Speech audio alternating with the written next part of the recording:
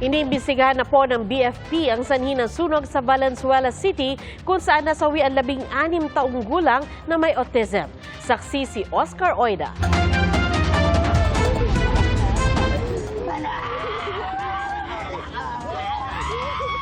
Bangkay na ng kanilang 16 anyos na anak at tumambad sa isang lalaki at kanyang misis sa Valenzuela City.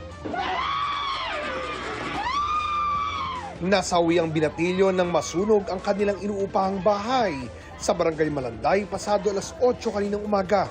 Ang biktima na isang person with autism naiwan sa bahay kasama ng mga natutulog na nakababatang kapatid nang mamasada ang kanilang ama. Yung dalawa nagbantay, iniwan ko silang 3 madaling araw, tulog na tulog naman yung dalawa.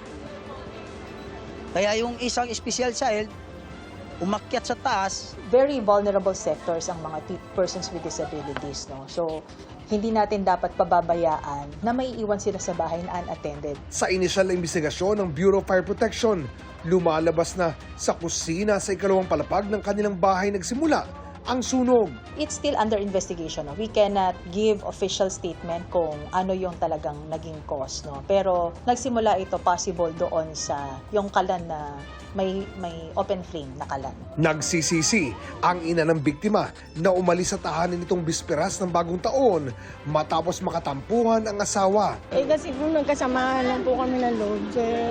Pero hindi ko po inaasahan na ganito po yung nangyayari sa amin. Hinala naman ang landlady ng pamilya.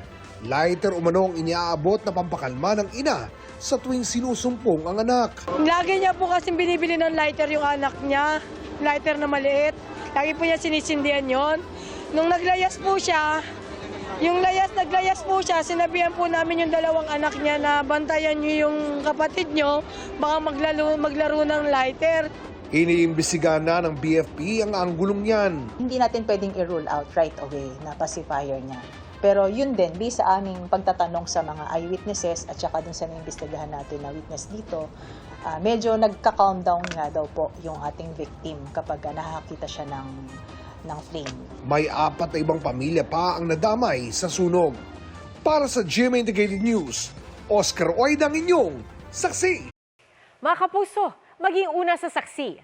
Mag-subscribe sa GMA Integrated News sa YouTube para sa iba't ibang balita.